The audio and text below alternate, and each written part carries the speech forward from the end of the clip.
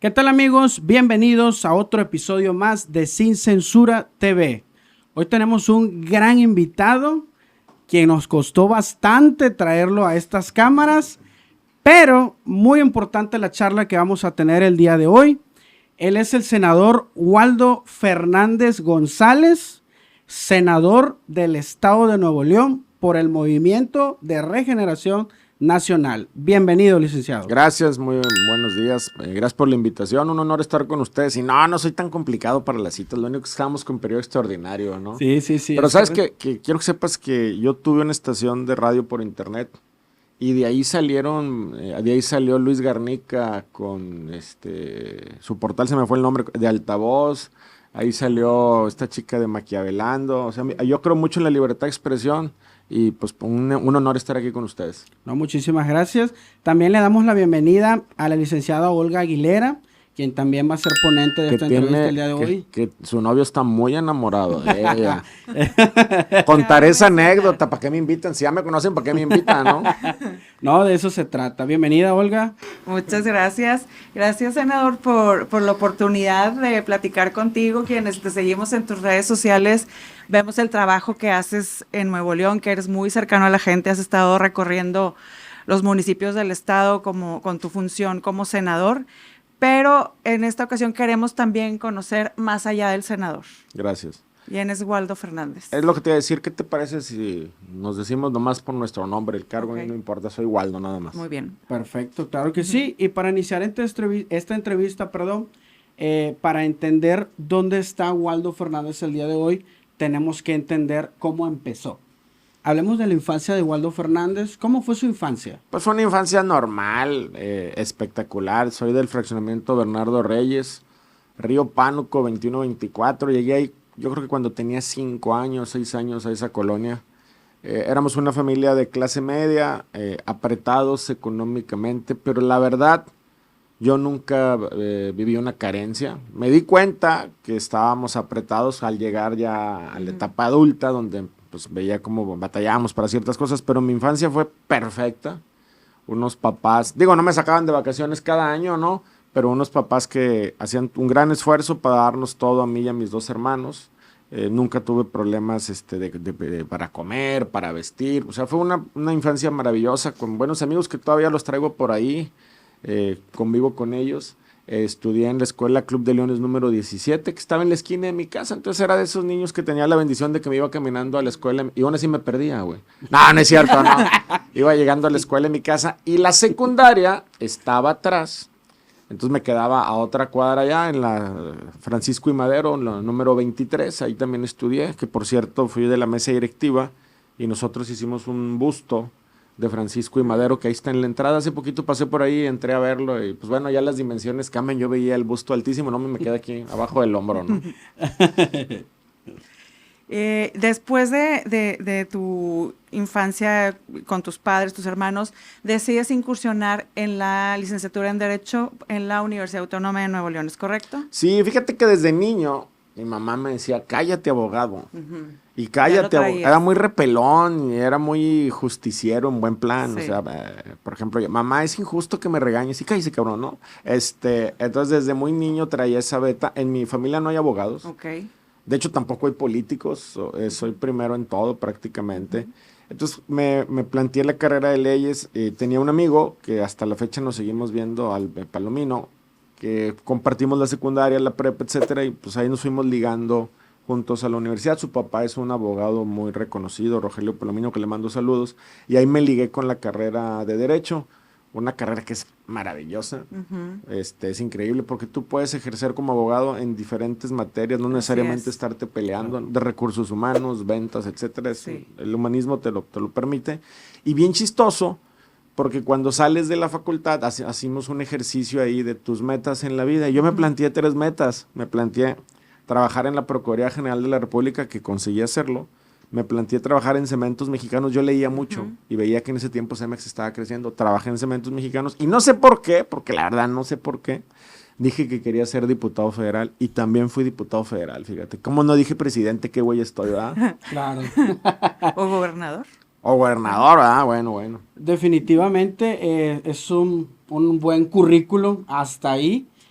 ¿Quién es fuera de la política Waldo Fernández? Pues soy un ser humano común y corriente, o sea, como, bueno, no sé si tú te eches tus tequilas, ¿verdad? Pero me echo mis tequilas, Sí, mis sí, cervezas, me gusta la convivencia familiar, me gusta estar con mis amigos. Un buen amigo, Ricardo Canavati, hablando una vez de política, me dijo que el principal enemigo de los políticos es el espejo. Sí. Que cuando te estás rasurando, si eres hombre, o pintando, si eres mujer, y si el de enfrente se la cree que es muy fregón, pues es el fracaso. Entonces yo soy común y corriente, entiendo este trabajo como lo que es un espacio público que se presentó por accidente, sí tengo aspiraciones de continuar, pero no estoy obsesionado en las dinámicas del poder. De hecho, estoy cansado. No cansado de ser político, no, pero de un momento te cansa ya el hecho de que tienes que pensar que si no se da el espacio de la gobernatura, tu salida, porque ya fui diputado local, diputado federal, senador, ya estuve en un gobierno estatal, ya estuve en un gobierno federal, y creo que también tienes que dejarle oportunidad a las nuevas generaciones a que participen, al menos en los espacios electorales, que en los espacios del servicio público pudiera ser, pero ya otros que participen, refrescar la política es muy importante. Claro que sí. En el 2015 es cuando empiezas tu carrera política, a contender como diputado federal.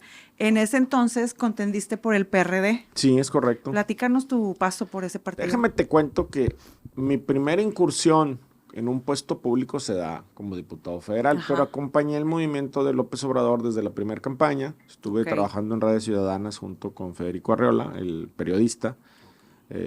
Hoy tiene un portal de noticias, o que ya lo vendió, pero bueno, tiene o es socio de un portal de noticias, ¿no?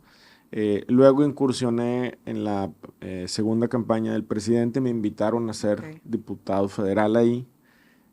Yo trabajaba en el SIC, era el director de inteligencia del área del SIC, atendíamos a víctimas de secuestro, robo y extorsión, eran un esfuerzo de la sociedad civil, y quien negociaba los secuestros era la autoridad. Nosotros lo que hacíamos era acompañar a las personas que denunciaban a los secuestradores, a los familiares de las víctimas, ¿no? Ahí me invita el PRD a irme a ser diputado federal por mi experiencia en seguridad. Voy ahí, me registro en el consejo del PRD, me voy a dormir a las 11, 12 de la noche siendo diputado federal, y al siguiente día no aparecí en la lista, me quitaron. Primera experiencia en la política, no te vayas a dormir hasta que no se acabe el consejo, ¿no? Sí. Luego me invitan, pues, oye, no se pudo, etcétera, ser senador suplente. Y les digo, no, ¿cómo yo senador suplente? Como dice María Julia, ¿no? No, de ninguna manera. ¿Y sabes qué pasa? Que hubiera sido senador, porque era la suplencia de Manuel Camacho. Manuel Camacho murió prácticamente a los 3 años de ser senador, entonces hubiera sido senador.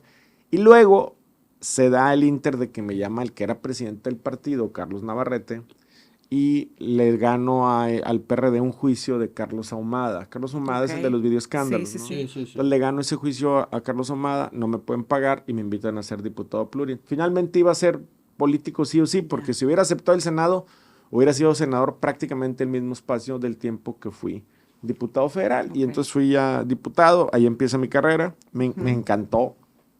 Es maravilloso ser político, estar en contacto con la gente. Las mentadas de madre hasta son refrescantes de la gente, o sea, es muy padre. Pero las mentadas de madre no da, pero me encantó. Seguí en el proceso, luego anduve en la campaña. No logré ser senador por el PRD, el candidato, no se cumplieron las condiciones. Anduve acompañando al presidente Andrés Manuel, me mandaron al estado de Hidalgo ahí con una asociación civil que teníamos. Luego me llama el Bronco, me invita al gabinete y llego en un acuerdo con la federación, al gabinete de Jaime. Estaba muy dura la relación entre Andrés Manuel y Jaime, no había mucho choque. Sí. Entonces logré un gran presupuesto para Nuevo León, permeé la relación, y luego ya pues la 4T por fin me invita a gobernación, y bueno, ya después diputado local y hoy senador de la República. ¿Por qué izquierda y no la derecha?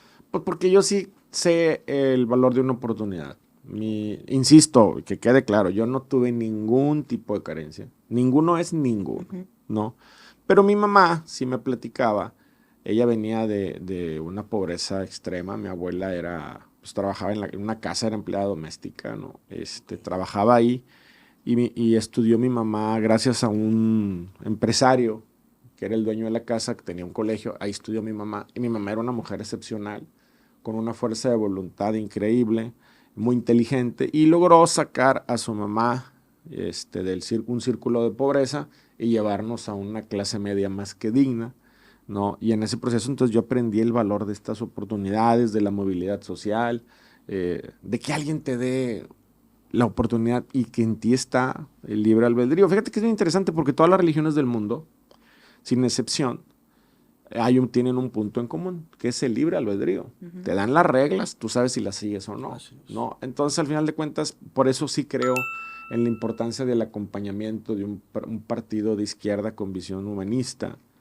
Nuevo León no se entiende, la gente entiende izquierda con comunismo, el comunismo no existe, ¿no? No, la izquierda lo que significa es a los que menos tienen darles una oportunidad, o mi concepción, ¿no? Una oportunidad para que puedan tener movilidad social y ojalá el día de mañana lleguen a ser ricos y que al ser ricos tengan esta concepción de la importancia de la generación. Que haya igualdad de oportunidades. Exacto. Y compartir esa riqueza. Exacto. Sí, no, adelante. Eso le llamó la atención. Entonces, ¿dónde conoció a Andrés Manuel López Obrador? En su primera campaña, yo era parte del equipo jurídico de Redes Ciudadanos, entonces me tocó conocerlo en varias juntas, gracias a Federico Arriola. Era muy diferente ese Andrés Manuel al Andrés Manuel que llegó a la presidencia. ¿En qué sentido? Pues obviamente era muy duro el primer Andrés Manuel. También era muy difícil para él porque él sí tuvo una operación de Estado en su contra, era todos contra él, ¿no?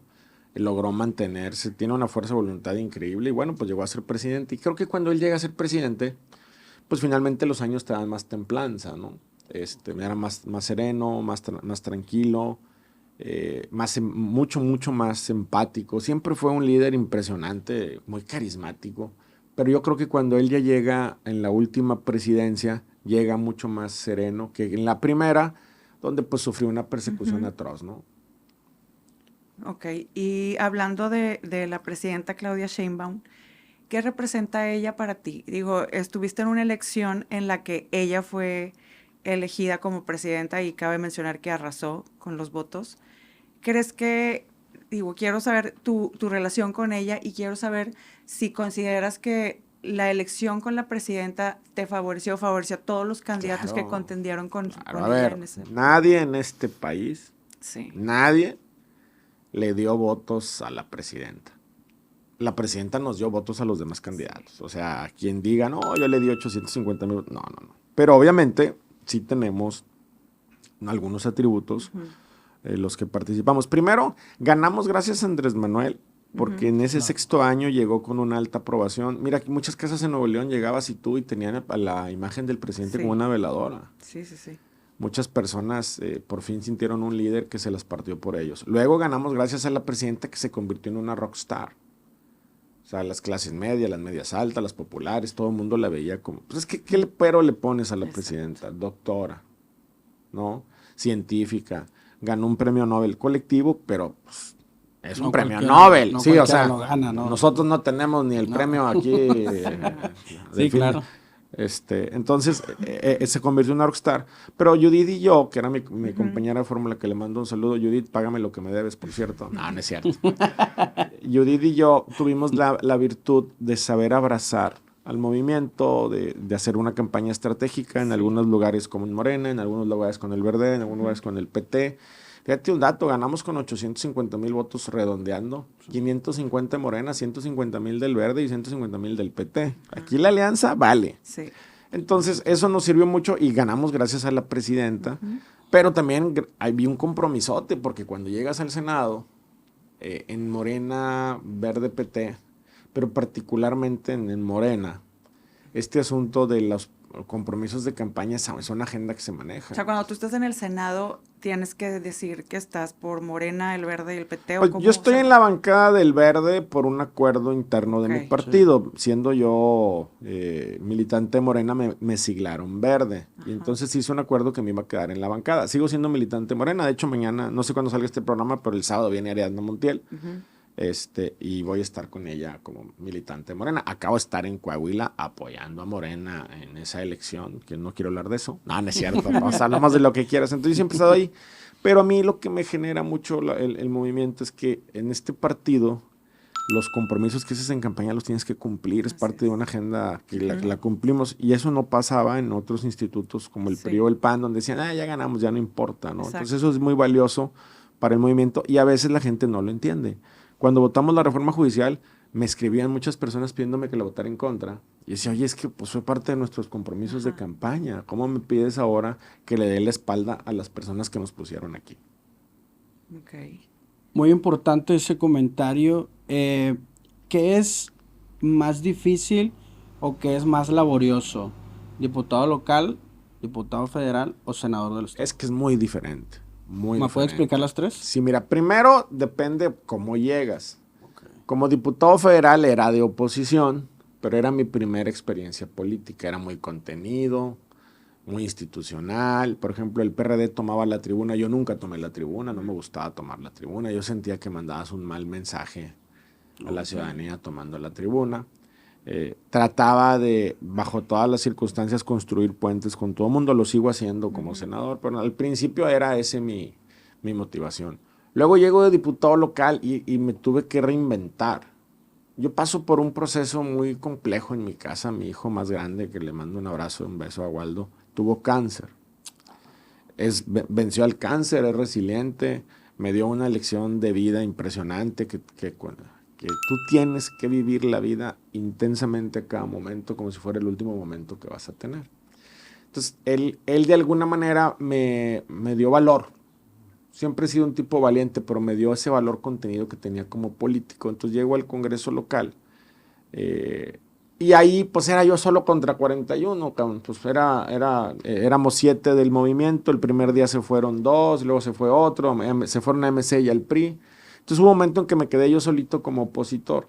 Y al ser opositor, pues lo único que te queda es ser muy disruptivo. Y fue muy valiente señalando los excesos del gobernador en ese momento, los excesos del PRIAN en ese momento. Fue un asunto muy complicado. Sin embargo, fíjate que cuando salgo de diputado, todos los coordinadores de las bancadas fueron muy cariñosos conmigo porque siempre he sido respetuoso. Una cosa es que te confronte y otra cosa es que te acuse, ¿no? O sea, una cosa es confrontar, decir tu papá, no, es la confrontación ideológica. Familia. Y entonces disfruté mucho siendo diputado porque te diviertes mucho, porque no tienes que cargar el gobierno. Entonces, pues andas ahí de hocicón criticando a todo mundo, ¿verdad? Sí, lo digo. Ahora como senador, pues ha sido complicado porque tenemos que cargar al gobierno. Ha habido momentos críticos, tenemos que ser muy institucionales con el gobierno. Entonces, tú ves a la oposición, pues que echan cacayacas y hasta se divierten, pero realmente pues es la chamba de ellos. Entonces, como si me preguntaras a mí, de los 3 espacios de poder son muy diferentes. Okay. El Senado es mucho más importante que los otros 2, pero el espacio donde más me la pasé bien siendo legislador fue la Diputación local, porque tenía mucho esta posibilidad de estar debatiendo mucho, ¿no? Aparte, pues al ser el único opositor, pues yo me subía a la tribuna un día y otro. En el Senado, para subir a la tribuna, pues hay que agarrar fila, ¿no? Entonces es diferente.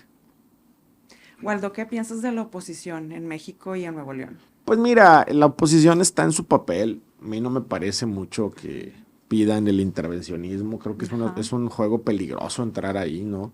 Pero siempre defenderás la soberanía nacional. Claro, pues a ver, este país le costó mucho la soberanía. Exacto. Perdimos la mitad del territorio en una guerra con los Estados Unidos. Tampoco podemos estar anclados en ese momento histórico. Es algo que pasó y punto, ¿no? Pero yo creo que la oposición tendría que ser más inteligente en un par de temas. Uno es ese. Tendría que ser mucho más moderado en este asunto de la intervención extranjera. Es peligrosa la intervención extranjera y luego no sabes cómo pueda terminar.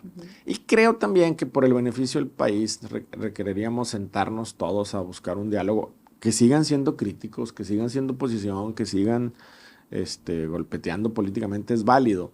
Pero creo que sí tendríamos que tener algunas reglas hay temas que no se deberían de tocar. No se debería tocar a las Fuerzas Armadas, no se debería tocar el TEMEC, no se debería tocar la economía y otros, bueno, pues a seguir criticando. Entonces, así es esto. También el sistema político es medio bipolar, porque hoy los que estamos del lado del gobierno, muchas veces estamos a favor de cosas que en su momento cuando éramos oposición estábamos en contra. Y la oposición es exactamente lo mismo. Sí. Pero lo que sucede es eso, es que cuando estás en el gobierno tienes la responsabilidad de acompañar un proyecto, en este caso de la presidenta Claudia Sheinbaum, que en mi opinión lo ha hecho muy bien.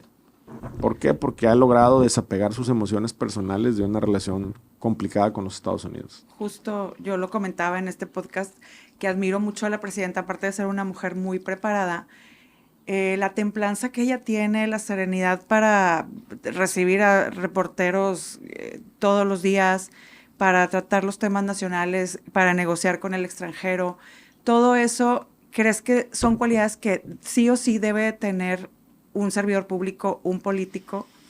Es que un líder no tiene derecho a tener emociones. Un líder político, un líder de Estado. Yo platico mucho la anécdota de Petro, ¿no? Peleándose con el presidente Trump por Twitter y se hizo, wow, mega famoso. Todo el mundo lo traía ahí y a las 6 horas bajó el tweet.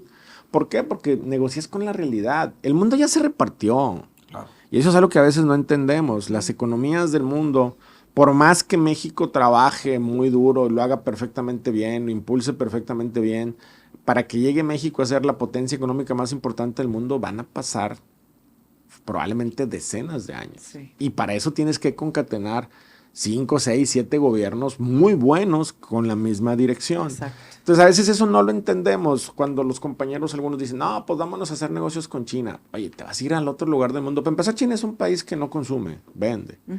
A diferencia del mercado más grande, que es el de Estados Unidos. Entonces, ahí como que entramos en un asunto donde hay que negociar con la realidad. Yo soy abogado de profesión. Y mi primer regla en cualquier negociación es dónde estás parado. ¿Dónde estás parado? Esa es tu realidad. Entonces la presidenta está parada en su realidad, entiende las circunstancias, entiende los problemas, lo está haciendo muy bien, está impulsando cosas muy positivas. Hoy acabo de leer, la economía mexicana creció, tuvo un impulso a la construcción. O sea, ahí está. Por primera vez tenemos una política industrial, está fortaleciendo el mercado interno y ahí están los resultados, se está generando, ¿no? Exacto. Si yo le preguntara al senador Waldo Fernández, ¿qué opina de la corrupción? ¿Qué me diría? Pues mira, la corrupción es un problema emblemático en el gobierno. Lamentablemente hay dos problemas que tiene la corrupción técnica y la corrupción real. ¿Cuál es la técnica? Muchas veces cuando las auditorías superiores del Estado o de la Federación sacan sus dictámenes hablando de las observaciones o irregularidades que encontraron, no usan un mensaje claro. Y entonces te dicen, encuentra la Auditoría Superior de la Federación irregularidades por 1,500 millones de pesos al presupuesto de no sé qué. Y cuando revisas las irregularidades, pues faltó un papel, no presentaron el aviso a tiempo, pero no necesariamente estás en el acto donde agarras una lana del pueblo y la metes a tu bolsillo. Entonces eso también desgasta mucho a ciertas instituciones. Dejando de lado eso está la corrupción real. Y esa es la que lastima, la que el ciudadano no se siente representado, la que el ciudadano se siente harto del gobierno. Y entonces en esa dinámica sí es algo que se tiene que combatir frontalmente y con toda transparencia. Pero la única manera de combatir la corrupción es eso, transparencia. No traigo mi teléfono celular, pero tú ahorita puedes comprar un carro por teléfono celular. Sí. Puedes hasta casarte si quieres por teléfono celular, ¿no? Digo, estoy exagerando. Un teléfono celular te da tantas cosas. ¿Por qué no podemos tener en tiempo real en un teléfono celular cómo se está gastando el dinero del gobierno? Con toda transparencia. Hasta con su factura y SFDI, perdón. Sí se puede. Sí. Hay que hacerlo. Y eso te permite controlar desvíos de recursos porque si te sientes observado, no caes en esos juegos. ¿Hay corrupción en Morena?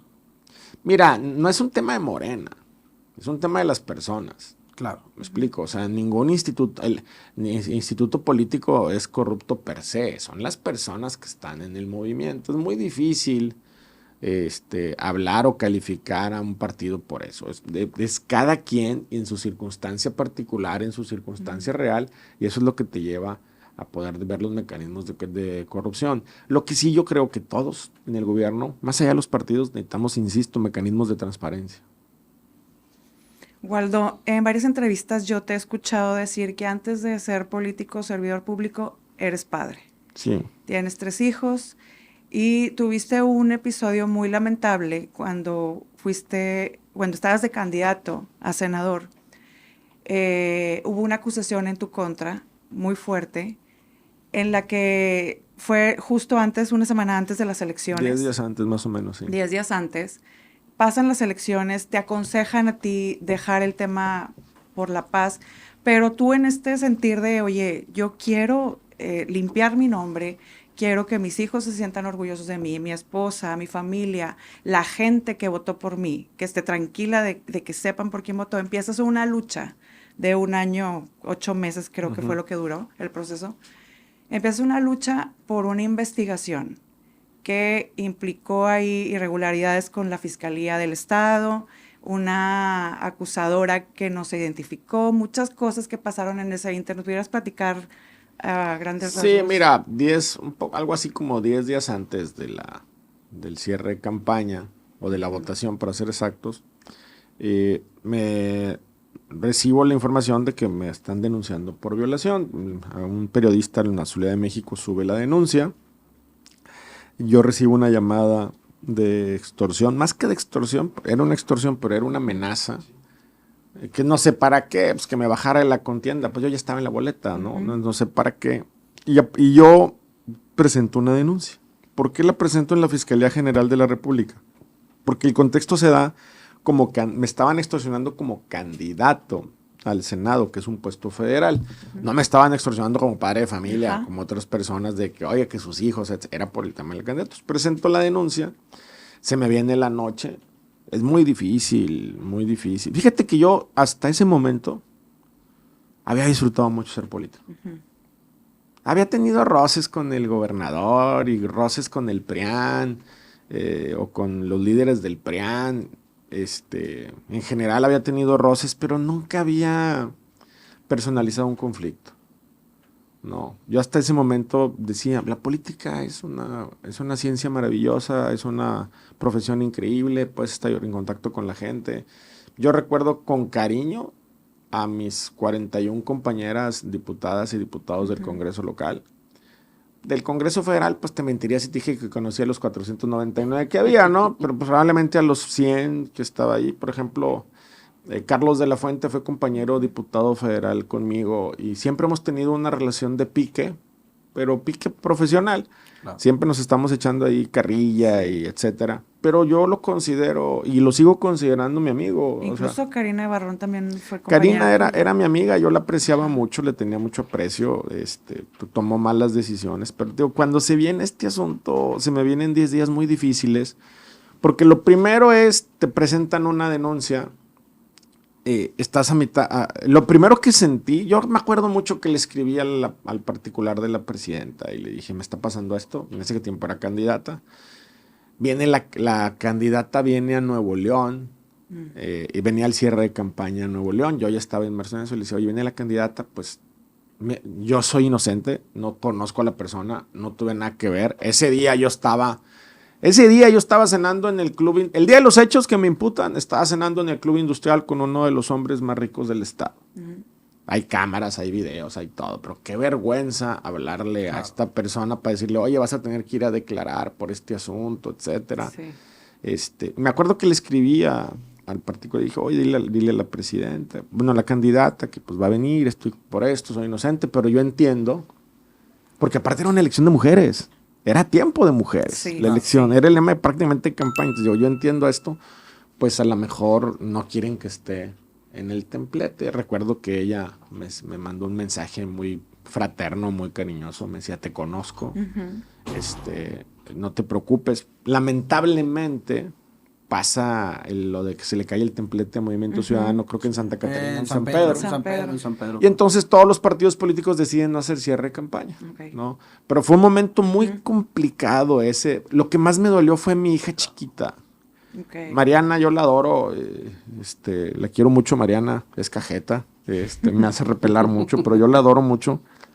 Y ella estaba estudiando la prepa en una escuela privada. Y la buleaban mucho, le echaban carrilla porque su papá estaba en Morena. Ella, obviamente, yo soy empresario, somos acomodados. Y sufría mucho por eso, pero cuando le dicen, tu papá es violador, es que tú hablabas de corrupción, hermano. La corrupción es algo etéreo. Claro. Tú puedes decir, Waldo es corrupto, pero aplicarlo es, la gente entiende desviando dinero, pero violador todo el mundo lo entiende. Claro. Fue un hecho muy, muy directo hacia tu persona. Hacia mi persona. Y es algo que a estas alturas del partido, en el tiempo de las mujeres, repercute demasiado. No solo en tu vida personal. En todo. En todo. Y tus hijos más, desgraciadamente. Mira, yo ese tiempo estaba separado. Lamentablemente me divorcié. tengo una gran relación con la mamá de mis hijos, pero fue muy difícil porque pues ellos sabían que en mi condición de separado era un tema débil. La historia pues era inverosímil. La historia era así de que fui a un bar gay. En un bar gay conocí a una mujer heterosexual que dijo que se vino por carretera aquí. Y luego de ahí que abusé de ella, perdón, en un carro, güey. Yo mido 2 metros, compadre. Ojalá cupiera en un carro. Pero al final, pero el problema es que daña. O sea, el tema es que daña. Entonces, para mí fue muy difícil. Yo jamás pensé... Quiero aclarar que las 3 personas involucradas están cumpliendo con el acuerdo que se llegó. No tengo queja de ello. No quiero hablar mucho ya del tema de ese, pero ya que me lo preguntas es... Sí. Yo me encontré en el proceso. Yo siempre tenía claro, porque como sé de investigaciones, quién era el autor intelectual. Siempre lo supe. O sea, lo tenía claro, porque aparte recibí, cuando empezó la investigación lo vi. No tardamos en llegar a él. La investigación sigue, pero las otras personas está bien. Lo único es que fue muy, muy difícil para mí, mi hija chiquita. Sí. Y decía Andrés Manuel, ¿cómo era? No mancha, pero tizna. Y la verdad es que sí me tiznaron. Entonces, yo subía algo. Desde que pasó este evento, se acabaron estos posts donde me ponían el violador. Eso se acabó, la gente lo empezó a decir. Y mi intención siempre fue, y muchas personas me han reclamado que por qué permití llegar a este acuerdo y que salieran los 3 involucrados.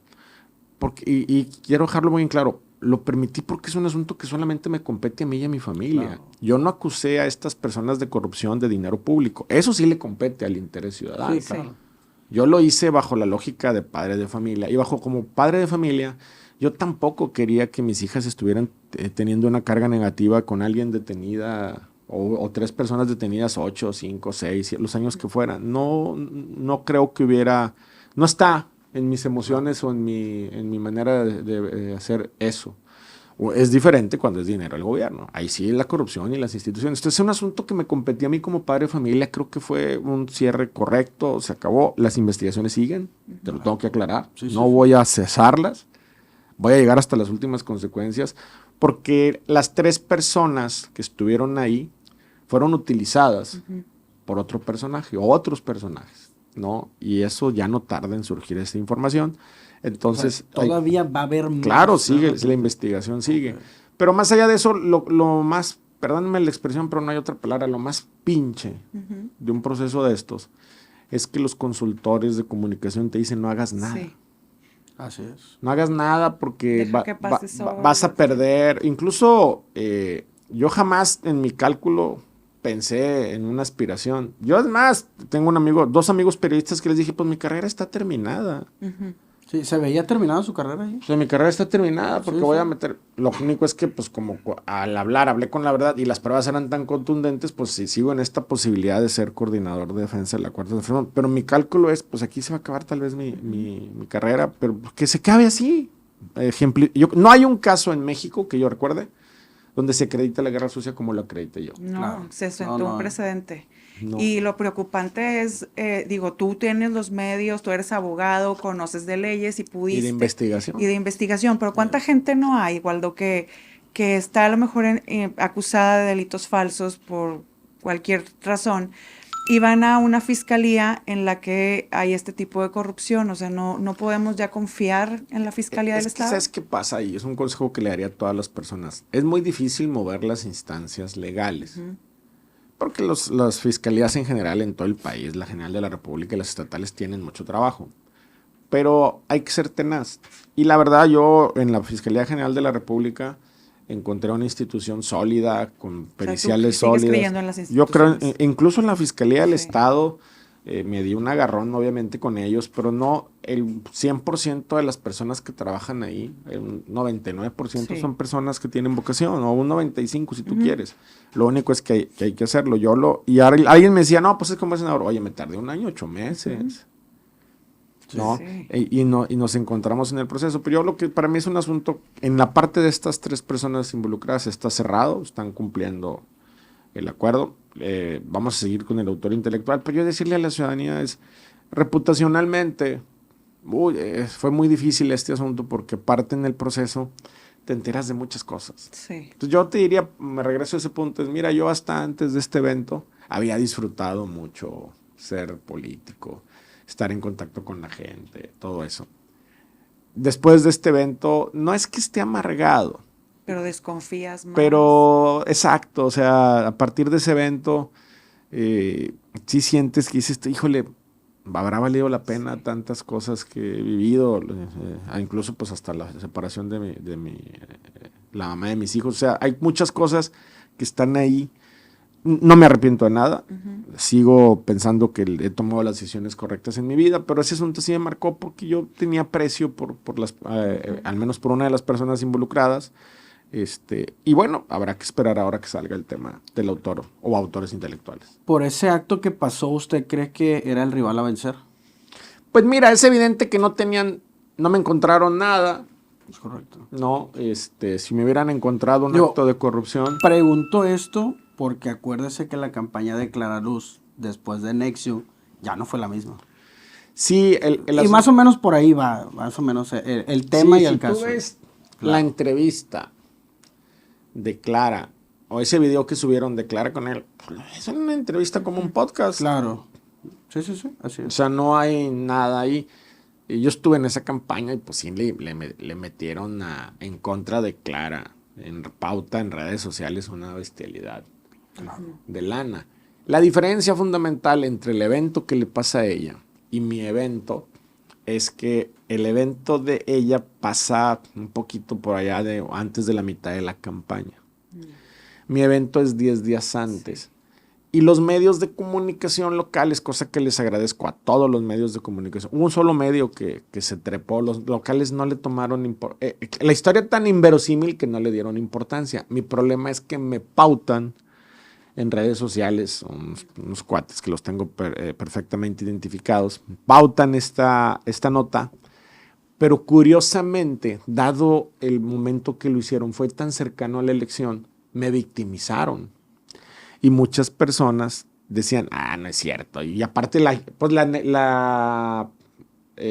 denuncia, los hechos que estaban ahí, pues eran inverosímiles y mucha gente los señalaba ahí. Entonces, a mí fue una especie de autoblindaje del proceso. Bueno, un blindaje que me dieron, pero evidentemente me inventaron eso, pues porque no me encontraron nada.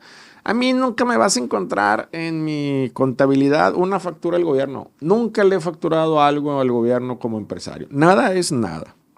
Nunca vas a encontrar en mis ingresos nada que no tenga que ver con una empresa. No, yo estoy aquí llego ahorita a tu podcast. Yo no traigo escolta. Sí. No traigo un carro blindado, traigo una camioneta normal como la de muchos ciudadanos ahí. Entonces creo que el asunto iba más que nada por degradarme, para bajarme y que era lo que ellos buscaban. Creo que les falló. No creo que les falló, tan es así que gané la elección. Claro. Y quiero que sepas que de primer momento yo jamás pensé en ellos. Pensé en el otro equipo, los naranjas que estaban involucrados. Y bueno, nunca en Colosio, te lo tengo que aclarar. Pero sí pensé en los naranjas. Y bueno, pues finalmente la verdad salió. Es un tema que está ahí de momento para mí terminado por estas 3 personas. Los 3 están cumpliendo con el acuerdo. Sé que lo van a terminar cumpliendo y bueno, pues es un asunto que estará ahí hasta que caigan nuevos autores intelectuales. Waldo, se aproxima la contienda por la coordinación de la Cuarta Transformación en Nuevo León. Has manifestado tu interés en participar, así como, no sé, 5 o 6 más que se van a unir a este proyecto. ¿Cómo ves la contienda? ¿Qué nos puedes platicar de...? Pues mira, es un proceso raro, ¿no? El que vamos a enfrentar, porque no es propiamente una campaña. Uh-huh. Yo veo, ahorita hay 7 personas registradas. Todos, salvo uno que legalmente no cumple el requisito, pero que va a participar porque está esperando una modificación de una reforma constitucional. Las 6 personas y un servidor, pero mis 6 competidores internos son personas respetables. Uh-huh. Tienen cada quien sus propias cualidades, sus propios talentos, sus propios desarrollos. Son personajes muy diferentes. Judith es una mujer hecha en el servicio público, apasionada, sacó adelante a su familia. Uh-huh. Es una política hecha en la resiliencia. Siempre ha venido a contracorriente. Es muy parecida a mí en esa parte, a contracorriente. Tatiana ha tenido puestos públicos muy importantes, él acaba de dejar un puesto público donde hizo un gran trabajo. Es una mujer igual que Judith, muy entrona, de carácter. Clara Luz es una gran administradora pública, lo hizo como alcaldesa, lo estaba haciendo en gobernación. Andrés, el alcalde, en mi opinión, tuvo un gran gobierno en Escobedo, ¿no? Felipe de Jesús, bueno, pues ya fue todo, fue incluso candidato, ¿no? Jesús Elizondo, el más joven, pues es un chavo valiente que le está entrando a una contienda.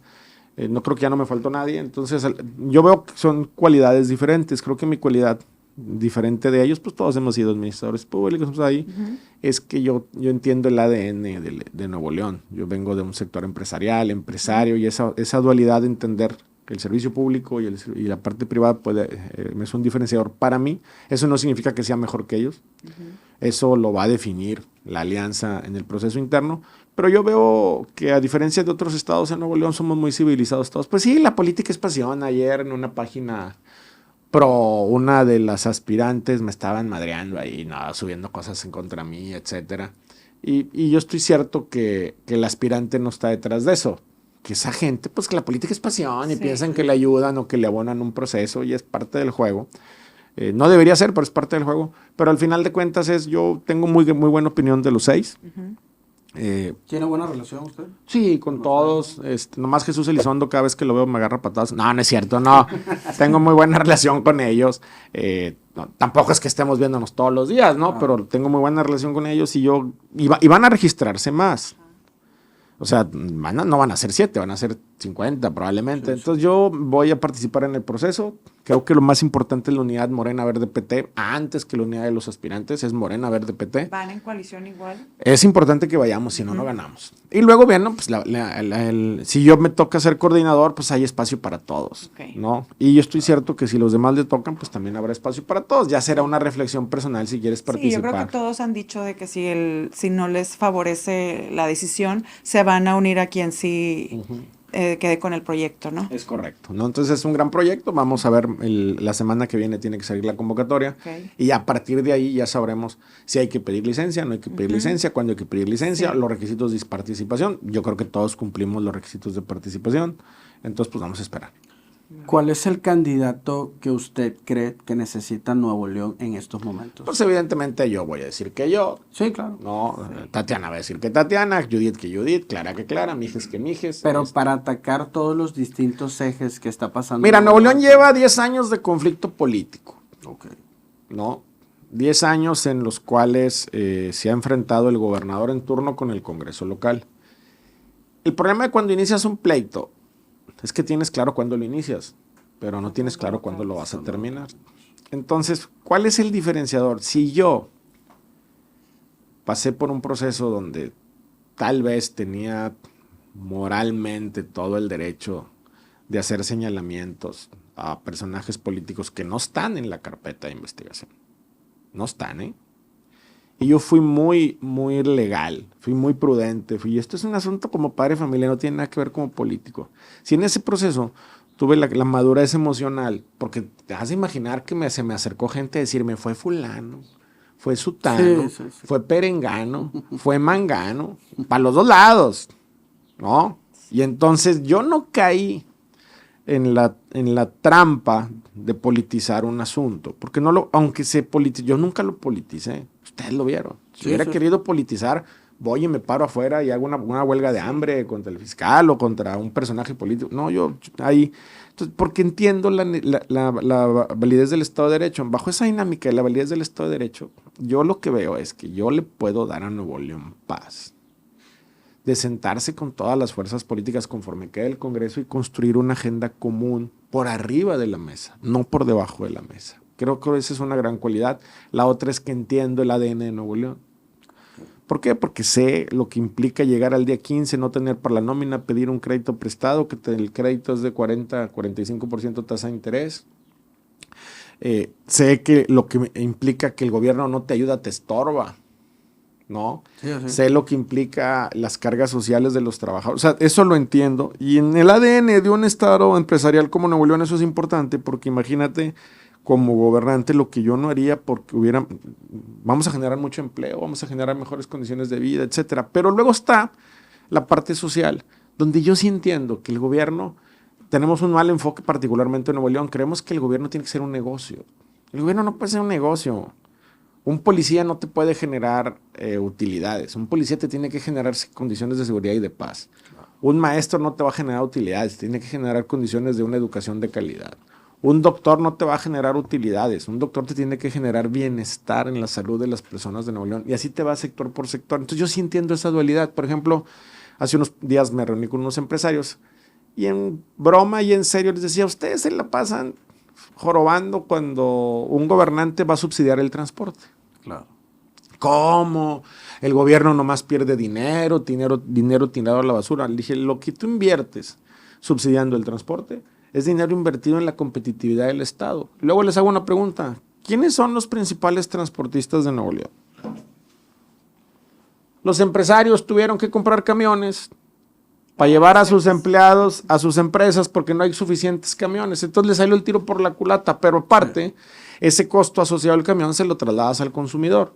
Cuando a lo mejor pudiéramos hablar francamente, oye, vamos a subsidiar el transporte, de tal manera de que tengamos un transporte de calidad, de que podamos tener suficientes rutas y que no sea un negocio, que sea un asunto de un subsidio. En ningún lugar del mundo, si tú vas a Londres, el metro está subsidiado. Si vas a Nueva York, el metro está subsidiado. Si vas a España, el tren ultra rápido, el AVE, está subsidiado. Si vas a Suiza y a Italia, hay un tren que pasa por los Pirineos, está subsidiado. Todos son herramientas de competitividad para generar turismo o generar que los empleados lleguen a tiempo. Hay que entender ese chip y entonces también yo entiendo perfectamente eso. Ok, perfecto. ¿Cuáles crees que sean los principales problemas de Nuevo León, lo que le duele? Los desde hace 10 años son los mismos, contaminación. Todos respiramos la misma basura. Sí. No, y ese se arregla con leyes y voluntad. Y obviamente un gran acuerdo con todos los actores económicos del Estado, porque todos vamos a tener que sacrificar, todos es todos. Luego está movilidad. La movilidad requiere 4 obras fundamentales, segundos pisos en Leones, Gonzalitos, tal vez en la arteria de Morones Prieto y Carretera Nacional. Concesionados, no necesitas dinero, entregas una concesión y que lo hagas, ¿no? Luego viene el tema del agua, ahí sí necesitas a la federación. Son 30,000, 35,000 millones de pesos traer agua a Nuevo León. Tenemos 1,300,000 personas de más. Luego está el tema de seguridad. Hay que recuperar las escuelas.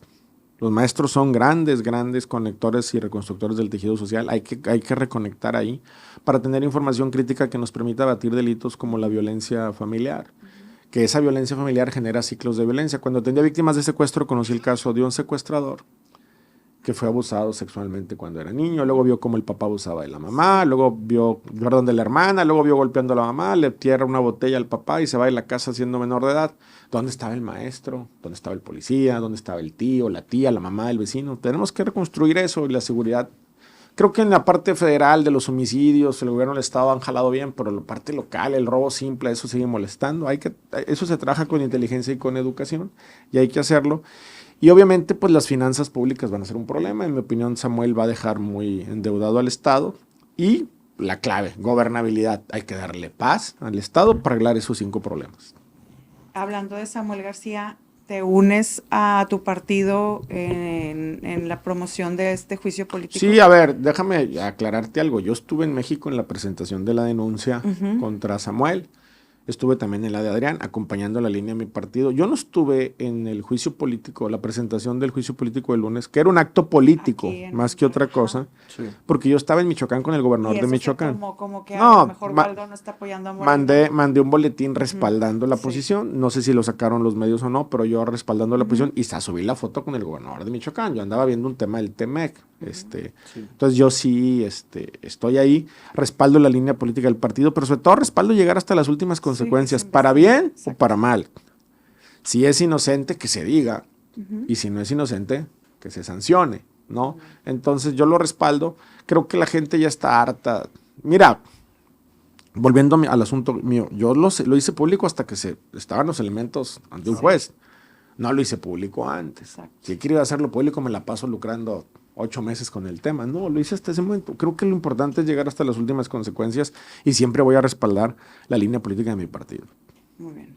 Muy importante esa parte ¿qué opina hoy del gobierno de Samuel y la influencer Mariana Rodríguez? Mira, yo no califico a la esposa de Samuel. No, Es una mujer que por sí misma Claro. ha salido adelante. Mi hijo es gamer. Entonces sería, ¿cómo te diré? Contradictorio que criticara porque ser gamer, influencer, es un asunto bien complicado. Sí. Tú subes un video esperando que se haga viral y nadie te pela, y luego el que te das un chingadazo porque te fuiste de hocico, todo el mundo lo hace viral. Entonces es muy complicado. Mi hijo es influencer, le va muy bien. Tiene el mercado anglosajón. Yo lo veo y lo admiro. Entonces yo esa parte la respeto. Hablando del gobierno de Samuel, el gobierno de Nuevo León, el gobierno de Movimiento Ciudadano es un gobierno fachada. Como lo que están haciendo, poniendo lonas a tapar la pobreza. Así es. Si tú tienes la oportunidad de ir a un set de película, ¡ay, qué bonita está la casa! Y cuando abres la puerta no hay nada. Es una fachada. Así es el gobierno de Nuevo León. Es una fachada cargada de frivolidad. Ahora todo parece indicar que de corrupción, cargada de condiciones de ingobernabilidad, cargada de condiciones de esta superficialidad que le ha hecho daño a Nuevo León. Yo veía estas lonas que pusieron para tapar la pobreza. Así no tapas la pobreza. Sí. No, o sea, la pobreza se tapa trabajando para reducirla, y Nuevo León tiene esa oportunidad. No tenemos una gran cantidad de pobres comparada con otros lugares de México. Pero la pobreza ciudadana, o de la ciudad, perdón, citadina, es más cruda que la pobreza rural, porque no hay camiones, no hay agua, hay gente que paga el agua o paga la casa, cabrón, el agua. Sí. Entonces es un asunto, para mí es un gobierno fachada, ha fracasado. Ojalá termine las obras del metro, porque si no las termina, lo va a dejar en problemado, y quien llegue va a tener que tomar una decisión de si la sigue o no la sigue, y eso va a ser un asunto muy costoso para el Estado. Para la administración que... Gane quien gane, van a tener que tomar una decisión de eso. muy importante esa reflexión. ¿Cómo vamos en materia de seguridad? ¿Cuál es la realidad en materia de seguridad? Yo creo que la parte de homicidios y robo de autos va muy bien. El robo de autos es un delito que vincula otros delitos. Tú robas un auto para secuestrar o otro. Pero sigo pensando que el delito cercano a el robo en casa, robo con violencia familiar, sigue a la alza, y ese hay que atacarlo a través de retomar las escuelas. Fui a una asamblea de madres de familia, y ahí una madre al final se me acercó y me dijo: oiga, en esa casa venden droga. Lo denunciamos y era cierto, vendían droga. Entonces eso hay que recuperarlo, y esa parte es muy dura. Tenemos que recuperar. Ustedes son muy jóvenes, pero había un Nuevo León donde tú dejabas el carro afuera con los vidrios abajo y las llaves puestas y no pasaba nada. Sí. En el Nuevo León que yo conocí, yo andaba jugando a las 2 de la mañana fútbol ahí en Río Pánuco con la palomilla, y salvo las vecinas que decían: ya váyanse a dormir, cabrones, déjenos en paz, no, pero fuera de ahí no había violencia, las pandillas eran hasta medio ridículas comparado con lo que pasa hoy, ¿no? Entonces hay que recuperar ese Nuevo León que tenía una dosis de inocencia, pero sobre todo una dosis del ADN de la gente de Nuevo León, que somos gente buena. Si yo le preguntara ahorita al senador en tema de movilidad completa, ¿cree que hace falta mucha más infraestructura aquí? Mira, el problema que tenemos es que las rutas están asignadas para recuperar la inversión y detener este gasto de subsidio. Entonces ahí tienes que reconfigurar las rutas para que las rutas pasen por las zonas donde estaban antes y atiendan a las personas.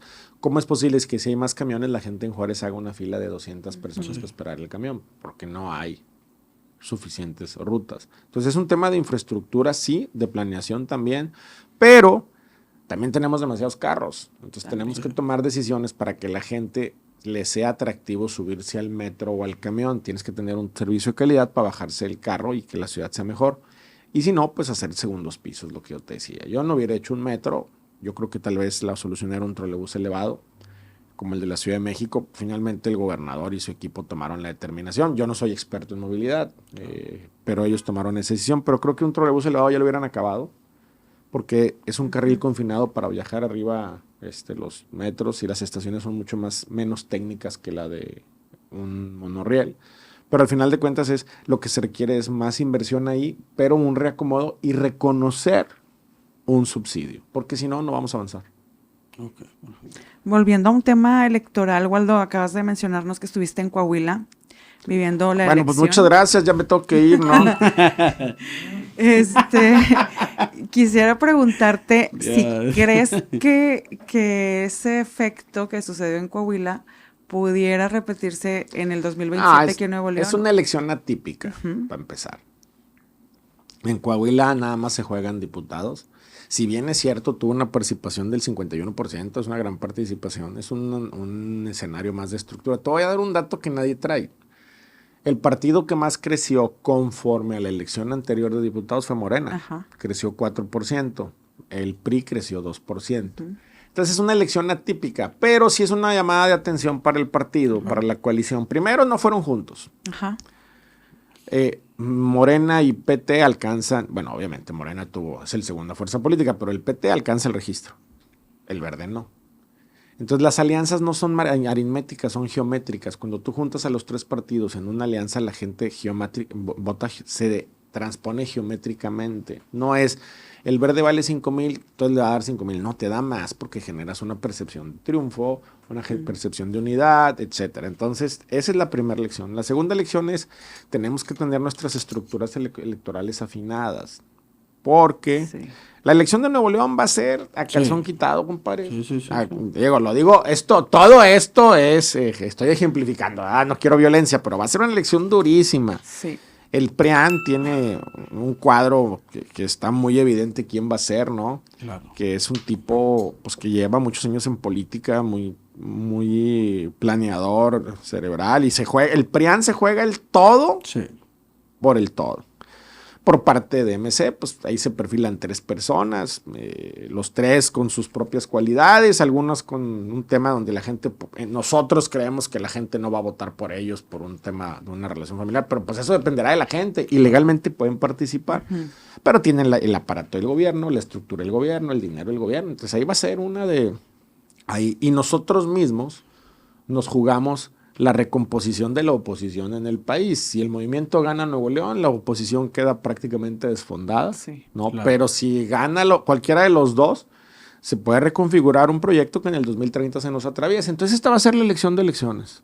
La más difícil de todas, la más cruenta de todas. Yo estoy cierto de que quien mande MC, quien mande el PRIAN, van a ser personas con estatura moral, igual que quien mande Morena. Pero bueno, ya en una elección pasa de todo, ¿no? Entonces, pero se va a venir aquí la gente de Coahuila, la gente del PRI Nacional, la gente del PAN Nacional, la gente de Movimiento Ciudadano Nacional. Va a ser una elección muy compleja. Y en esa complejidad tenemos que entender la gran oportunidad que tenemos nosotros en el movimiento, que es generar condiciones de unidad en la coalición y generar esas condiciones de unidad entre los aspirantes. Hay muchos puestos y todos vamos a tener que aportarle algo a quien sea el coordinador o coordinadora, o me van a tener que aportar algo si yo soy el coordinador o coordinadora. Perdón, el coordinador nada más puede ser. Me emocioné. Se fue de Es que largo. yo quiero ser sí o sí, entonces si es necesario. Coordinadora también. Sí, así es, ¿no? ¿Cuál es, si yo le pregunto de nuevo a Waldo Fernández, cuál es su opinión mediante trabajar con los jóvenes? ¿O cuál es la opinión de los jóvenes de usted, su percepción? A ver, los jóvenes son fundamentales porque están viviendo un presente. Eso de que son el futuro, no, hombre, ¿cuál? Ya están en su presente y las decisiones que tomen hoy le van a impactar en el futuro. Para mí es clave participar con ellos. Es un área de oportunidad que tengo yo. Yo tengo muchos mercados electorales donde soy predominantemente fuerte, pero con los jóvenes batallo. Entonces es un asunto donde es fundamental mandarles líneas de comunicación, entablar diálogo con ellos. Estoy trabajando en eso, pero estamos en política todos por ellos. Claro. Yo estoy en política por mis hijos. ¿Yo ya qué? Porque quiero darles a mis hijos algo mejor. Y mis hijos, si alguno decide participar, que no les veo cara que quieran, pero si alguno quiere, van a pensar en sus hijos. Claro. Los jóvenes tienen que pensar en ellos mismos. Son el presente de México y tienen que participar. ¿Qué opina también de la educación usted? Es vital. Pues yo soy el resultado de la educación pública. Si tus papás o tus abuelos no hubieran pagado impuestos, no me hubieran dado a mí la posibilidad de estudiar en una escuela pública. Y de esa gran bolsa, la educación te da condiciones de movilidad social. Y yo, gracias a eso, yo insisto, yo nunca tuve ningún problema. Ninguno es ninguno. Pero cuando mi primer choque de realidad de que, cabrón, no tenemos dinero es cuando llegas a la prepa y no tienes para el carro y te gusta la muchacha y las novias no te pelan porque no traes carro. Ahí fue donde tuve mi primer choque de realidad. Hasta ese momento yo no había entendido la pobreza o la clase media o la riqueza, ¿no? platicaba hace días que mi mamá me llevaba a mis hermanos y a mí, a Fernando y a mí más que nada, en diciembre a ver las casas de San Pedro, porque las iluminaban navideños, ¿no? Entonces, ese era mi contacto con la realidad. Yo nunca tuve ninguna creencia, no cargo ningún tipo de resentimiento social, ni por haber sido de clase media, o pobre o rico, o sea, ningún tipo de resentimiento social. Tuve una infancia muy bonita. He tenido una vida, pese a todo lo que me ha pasado, he tenido una vida maravillosa. Yo creo que lo que comentábamos de los jóvenes, yo creo que los jóvenes se están interesando cada vez más en decidir con conciencia a quien nos gobierne.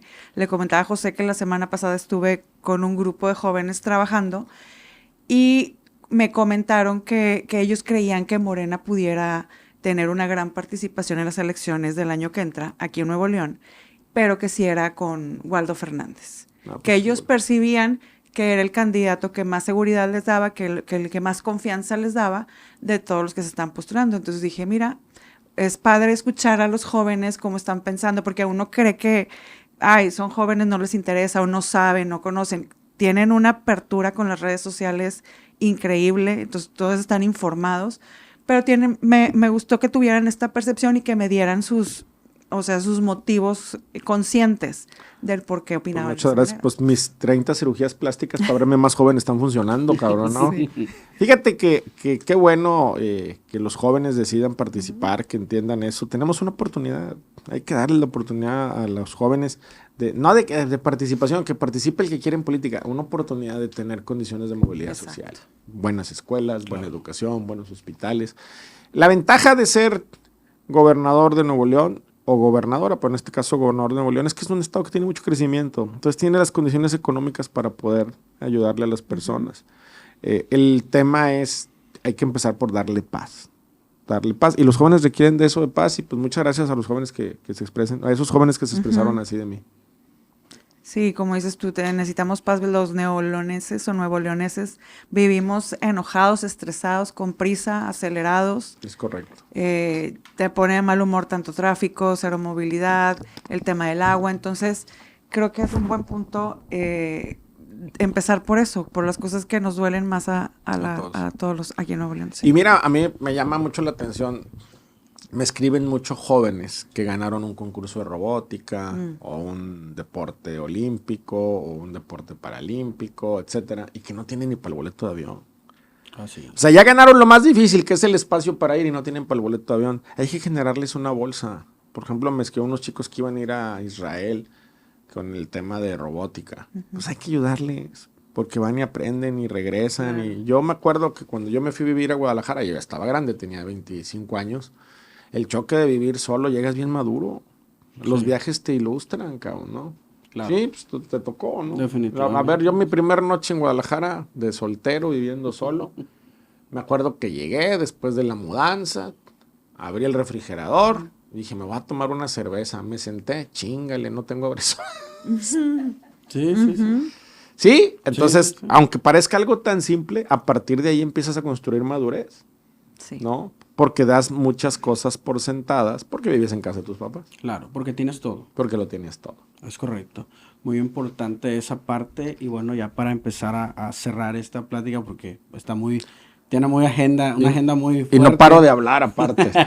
No se preocupe. Pero es precisamente eso, ¿no? Viene enfocada una elección este 2027. Yo, que soy del sureste y que radico aquí en Nuevo León, yo sí veo un escenario que en Nuevo León va a estar puesto completamente los ojos por el auge que representa a nivel nacional. Yo creo que sí es uno de los estados más fuertes que tiene México. Y bueno, yo creo que sí va a estar muy ajustada la elección completamente. No se va a ganar por mucho, se va a ganar yo creo que por poco. Y los candidatos que al final de cuentas se perfilan, yo creo que sí va a ser una elección muy interesante, va a estar los ojos puestos aquí completamente. Sea quien sea de Morena, sea quien sea de Movimiento Ciudadano, del PRI, inclusive Maderito, que veo que está levantando la mano igual, yo veo que todos traen sus cualidades, pero al final de cuentas la ciudadanía tiene la decisión, ¿no? Yo creo que aquí es muy madura la sociedad es muy madura en ese sentido y sí le preocupa el voto duro, directo de todos y cada una de las personas. Claro, y ya requerimos un buen gobierno. Exacto. O sea, ya los problemas de Nuevo León están atascados, rezagados. Te insisto, yo no sé quién empezó el pleito aquí, pero sí tenemos claro que ya deberían de terminarlo y no lo van a terminar. Sí, Entonces, sí. ojalá que en el siguiente gobierno, ojalá sea Morena Verde PT, porque es la mejor opción, pero si no es así, que la gente de Nuevo León razone bien su decisión y que sea la mejor opción, que insisto, es Morena Verde PT, pero ya no podemos aventar nosotros 6 años de laboratorio porque el Estado sí está problemado. ¿Puede salir en 6 años o le faltaría mucho más? Pues es que sí puedes salir de ciertos temas, pero Claro. tienes que dejar las bases para otros, ¿no? ¿De qué sí puede salir? Pues muy probablemente si la federación nos ayuda con una obra macro para traer agua. ¿De qué sí puede salir en 6 años? Con un 60-70% del problema de movilidad y dejas las bases para las siguientes obras que los tendrá que hacer el siguiente gobierno. La contaminación sale de inmediato, es un tema de leyes, de voluntad y de fuerza legal, ¿no? Y obviamente que todos pasen, todos pasemos a la báscula a aportar para disminuir la contaminación, ¿no? La inseguridad, tienes que generar las bases de reconstrucción del tejido social. Y las finanzas, pues sí se va a tardar. Tenemos una deuda de casi 100,000 millones de pesos que viene de otros años, lo que se gastó Samuel más lo que se gastaron antes que él. Pues es un asunto que sí es transaccional, pero que con el crecimiento puedes generar las condiciones para que el Estado siga avanzando. Okay. Si el proyecto de coordinar la cuarta transformación como candidato a gobernador no se da en esta ocasión, ¿podrías buscar alguna alcaldía? Fíjate que no está en mi conciencia eso. No te puedo decir, no lo haré, sí lo haré, pero no está en mi conciencia. Yo por lo general cuando me pongo una meta, me concentro en esa meta, no hay plan B. Pero sí tengo claro que estoy preparado para no ser. No, o sea, no se trata de quemar las naves y es todo o nada y pelearse. No, estoy preparado para no ser, pero estoy cierto que voy a hacer, que lo he trabajado bien, que lo he hecho bien. Entonces no traigo ese alcance y dependerá mucho también, si no soy yo, pues qué quiere él o ella, el que sea, qué visión tiene, dónde podemos participar. Yo no veo un punto de conflicto, nomás es dónde se pueda participar. Muy bien. ¿Cuál ha sido el punto más fuerte o que ha sacrificado usted por la política? La familia, sin duda. ¿Sí? Sí, perdí muchas cosas. Tengo una gran relación con mis hijos, hoy ceno con la esposa de mis hijos y mis hijos. Pero sí, la familia ha sido difícil, estas ausencias. Es muy complicado eso, pero eso es lo más difícil que me ha pasado, ¿no? Senador Waldo, muchísimas gracias por habernos dado la oportunidad en este espacio.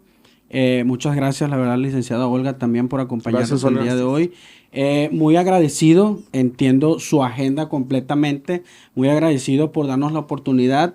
Quedan abiertos los micrófonos completamente. Gracias. De verdad, muchísimas gracias. Espero que no sea la última vez, No. sino que sea más veces repetitivamente esta ocasión. Regreso cuando sea coordinador si quieres a platicarte Muy lo que bien. viene. De usted depende, señor. De usted Órale, depende. pues. Y que le vaya muy bien. Gracias. Le dedicamos la mejor de la suerte en sus Muchas aspiraciones. No sé si algo vayas a Así mencionar. es, muchas gracias, senador, y reiterándole la invitación abierta a estos micrófonos y le deseamos el mayor de los éxitos en esta próxima contienda interna. Gracias a los dos, Dios los bendiga y a su público de ustedes. Muchísimas gracias. Esto es Sin Censura TV, amigos. Acuérdese de seguirnos en todas nuestras redes sociales que van a aparecer aquí abajo. También agradecer a nuestro patrocinador que nos está ayudando ahorita con el tema del set, que es Avanza Media Group, proyección audiovisual, que nos está apoyando también en la parte de ajustar todo esto que estamos Si haciendo. ustedes hablan de parte mía, Avanza Media Group, no les van a dar descuento, pero está buena la anécdota. Muchísimas gracias a todos. Muchísimas gracias, licenciada y Gracias. senador. Quedan abiertos los micrófonos de nuevo. Gracias. Muchas gracias. Esto es Sin Censura TV. Muchas gracias, amigos. Listo. Gracias.